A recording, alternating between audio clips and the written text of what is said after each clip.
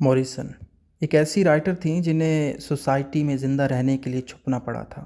White لوگوں کی society نے موریسن کی ساری فیملی کو گھر سے نکال دیا۔ یہ جس سوسائٹی میں بڑی ہوئی نا، وہ سوسائٹی بے رحم تھی۔ اس سوسائٹی کو سکھانے کے لیے اس نے ٹھان لیا تھا کہ یہ ورک لکھے گی، یہ ناولز لکھے گی، اور اس کے ناولز نے پھر ایسا کمال کیا کہ وقت گزرتا ہے کہ یہی سوسائٹی وائٹ لوگوں کی اس کو اپریشیٹ کرتی ہے، بلکہ نوبل پرائز، پولیٹزر پرائز جیسے بڑے بڑے ایوارڈز اس کو دیتی ہے۔ اس نے اپنی محنت اور لگن سے بتا دیا تھا کہ ایک بلیک کمیونٹی کی بیٹی، ایک ویلڈر کی بیٹی اگر کچھ کرنا چاہے، کچھ بننا چاہے، کچھ ثابت کرنا چاہے تو وہ دنیا بدل سکتی ہے۔ اور ٹونی موریسن نے وہ کر کے دکھایا تھا۔ اس نے اپنی محنت کر کے نا بلیک کمیونٹی اور وائٹ کمیونٹی کو، ان دونوں کے درمیان جو فرق تھا نا، ختم کر دیا تھا، اور خود کو اور خود کے ہونے کو نا اس نے منوایا تھا۔ یہ سب یقین کریں تب ہوتا ہے جب انسان نا خود کو پہچان لیتا ہے۔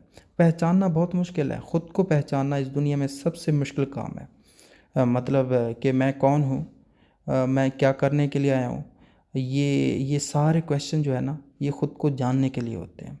تو ٹونی موریسن نے بھی خود کو جان لیا تھا، پہچان لیا تھا، اور جب اس نے پہچانا تو اس نے دنیا بدل کے رکھ دی تھی۔ تو چلتے ہیں اس لیکچر کی طرف، جانتے ہیں مزید کہ ٹونی موریسن کون تھی۔ تو ٹونی موریسن 18 فیب 1931 میں اوہایو میں پیدا ہوتی ہیں۔ یہ امریکن رائٹر، ایک ناولسٹ، ایسسٹ، چلڈرن رائٹر اور پروفیسر تھی۔ موریسن کے فادر کی بات کریں تو ان کا نام جارج ووفرڈ تھا، اور مدر جو ہیں ان کی راما ووفرڈ ہے۔ اس کے فادر نے گھر کو چلانے کے لیے بہت ساری جابز کیں، جن میں ویلڈنگ کا کام بھی تھا، بلکہ یہ یو ایس میں اسٹیل کے جانے مانے ویلڈر سمجھے جاتے تھے۔ جس دور میں جارج بڑا ہو رہا تھا نا، وہ دور ریسسزم کا بھرا ہوا تھا۔ 2015 میں نا ایک انٹرویو میں موریسن کا کہنا تھا کہ میرے فادر وائٹ لوگوں سے اتنی نفرت کرتے تھے کہ وہ اپنے گھر کے آس پاس ان کو نہیں دیکھ پاتے۔ شدید نفرت سی ہو گئی تھی میرے فادر کو وائٹ لوگوں سے۔ موریسن 2 سال کی تھی، آپ کو بتا دوں کہ اس کی عمر 2 سال کی تھی جب اس کی ساری فیملی کو لینڈ لارڈ نے گھر سے نکال دیا، کیونکہ ان کے پاس رینٹ کے پیسے نہیں تھے۔ خیر 12 سال کی عمر میں یہ کیتھولک بن جاتی ہے۔ اور آپ کو یہ بھی بتاتا چلوں کہ ہماری اس رائٹر کا پورا نام کلوئی اینتھنی ووفرڈ موریسن ہے۔ ایجوکیشن میں دیکھا جائے تو اس نے اپنی ایجوکیشن کا سٹارٹ لورین ہائی اسکول سے کیا تھا۔ 1949 میں ہارورڈ یونیورسٹی میں یہ ایڈمیشن لیتی ہے۔ 1953 میں BA انگلش یہاں سے کمپلیٹ کر کے نا 1955 میں یہ اپنا ماسٹر آف آرٹس کرنے کے لیے کارنیل یونیورسٹی میں جاتی ہے۔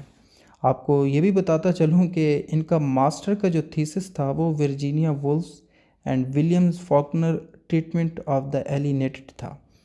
تو امید ہے یہاں تک اس کے متعلق آپ کو کچھ آئیڈیا ہو گیا ہوگا کہ یہ کس قسم کی رائٹر ہے۔ مزید آپ کو بتاتا چلوں کہ یہ جو رائٹر ہے نا 7 سال تک ہارورڈ یونیورسٹی میں پڑھاتی بھی رہی ہیں، اور یہیں پر اس کی ملاقات ہیرولڈ موریسن سے ہوتی ہے۔ ان کی شادی 1958 میں ہو جاتی ہے۔ یہ شادی 1964 تک چلتی ہے، اس کے بعد ان دونوں کا ڈائیورس ہو جاتا ہے، اور یہ 1984 کے سال میں نا یونیورسٹی آف نیو یارک میں ٹیچنگ سٹارٹ کرنا شروع کر دیتی ہے۔ اس کے بعد اس یونیورسٹی کو یہ لیو کرتی ہے۔ 1989 میں یہ پرنسٹن یونیورسٹی کا حصہ بنتی ہے۔ سال 2006 میں یہ یہاں سے ریٹائر ہو جاتی ہے۔ وقت گزرتا ہے، مزید یہ موریسن محنت کرتی ہے اور پہچانی جاتی ہے دنیا میں۔ تو رائٹنگ سٹائل کا بھی آپ کو میں بتاتا چلوں کہ اس کا رائٹنگ سٹائل کافی الگ تھا، پرسیو ہوتا تھا اس کا ورک، کیونکہ یہ ایک پہلی بلیک رائٹر تھی اور لائف میں اس نے بہت کچھ دیکھ رکھا تھا۔ تو اس کے سٹائل آف رائٹنگ میں نا ہمیں انالوجیز نظر آتی تھی، مطلب کمپیریزن ایک قسم کا نظر آ رہا ہوتا تھا۔ ساتھ ہی ساتھ یہ اپنے ورک میں ہسٹوریکل ریفرنسز کا یوز کرتی تھی، ہسٹری ایڈ کرتی تھی۔ اس کے علاوہ اپنے ورکس میں یہ بہت ہی اہم ہے کہ ببلیکل ریفرنسز کو بھی اس نے ایڈ کر رکھا تھا۔ دا بلیوسٹ آئیز، سانگ آف سولومن اور بیلوڈ میں یہ ریفرنسز دیکھے جا سکتے ہیں۔ اس کے ہاں ایک ورسٹیلٹی تھی، ایموشنز اور ٹیکنیکل رینج کی۔ اس کے بعد اگر اس کے میجر ورکس دیکھے جائیں تو موریسن نے اپنا کریئر جو تھا وہ ایک ناول دا بلیوسٹ آئی 1970 میں لکھ کر سٹارٹ کیا تھا. اس وقت اس کی عمر 39 کی تھی. 1973 کا جب سال آتا ہے تو یہ دوسرا ناول سولہ لکھتی ہے. 1977 میں سانگ آف سولومن، 1981 میں ٹار بیبی کے نام سے ناول لکھتی ہے. اور یہ بھی بہت ہی امپورٹنٹ ہے کہ اس نے اپنا پہلا پلے ڈریمنگ ایمٹ لکھا تھا. 1987 میں اس نے اپنا ایک بہت ہی بہترین ورک لکھا تھا بلیوڈ. اس کے علاوہ یہ کچھ مزید ورکس ہیں. تو ہاں دیکھا جائے تو اس نے بلیک لٹریچر میں نا ایک طریقے سے ایک نئی سول جو ہے نا وہ پھونک دی تھی. ایک نیا انداز لے کر آئی تھی بلیک لٹریچر میں یہ ٹونی موریسن.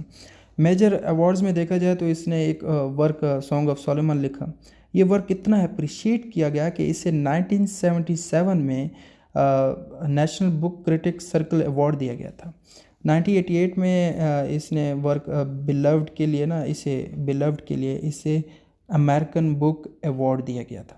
اسی سال یعنی 1988 میں بلیوڈ کے لیے پولیٹزر پرائز فار فکشن بھی دیا گیا تھا. اور ہاں یہ پہلی بلیک ویمن آتھر ہیں جنہیں 1993 میں نوبل پرائز ان لٹریچر دیا تھا. 2012 میں اسے پریزیڈنشل میڈل آف فریڈم بھی ملتا ہے. انسپائریشنز، ہر انسان اس دنیا میں کہیں نہ کہیں انسپائر ہو کر وہ کچھ کرنے کے لیے آگے بڑھا ہے. تو یہ کس سے انسپائر ہوئی؟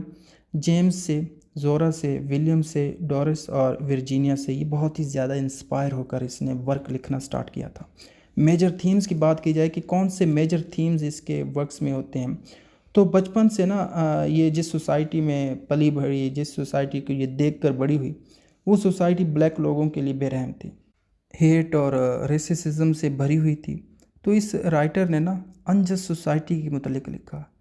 Differences between main and women, sexism, list and desire, cultural identity, biblical references, gender, ریسسزم، appearance, کلرزم، mother daughter relation شپ، یہ سب اس کے میجر تھیمز میں گنے جاتے ہیں. میجر رائٹرز کی بات کی جائے کہ جس ایج میں یہ ٹونی موریسن تھی تو اس ایج میں میجر رائٹرز بھی تھے. یہ اس ایج کے بڑے رائٹر سمجھے جاتے ہیں. اب بات کی جائے کہ ریزن آف ڈیتھ کیا تھا، اس کی موت کی وجوہات کیا تھی، تو یہ رائٹر 88 کی ایج میں نا نمونیا سے مر جاتی ہے. یہ سال 2019 اور 5 اگست کا تھا. نیو یارک وہ جگہ ہے جہاں پر اس دنیا سے یہ چلی جاتی ہے. امید کرتا ہوں یہ ورک آپ کو پسند ہے تو اپنا فیڈ بیک کمنٹ میں لازمی بتائیے گا. اور انگلش لٹریچر سے ریلیٹڈ بایوگرافیز جتنی بھی ہیں نا رائٹرز کے متعلق، ان کے اہم کام، میجر ورکس، میجر تھیمز، انہوں نے جو بھی اچیو کیا ہے نا وہ سارا کا سارا آپ کو اس چینل پر ملے گا. Thank for watching this.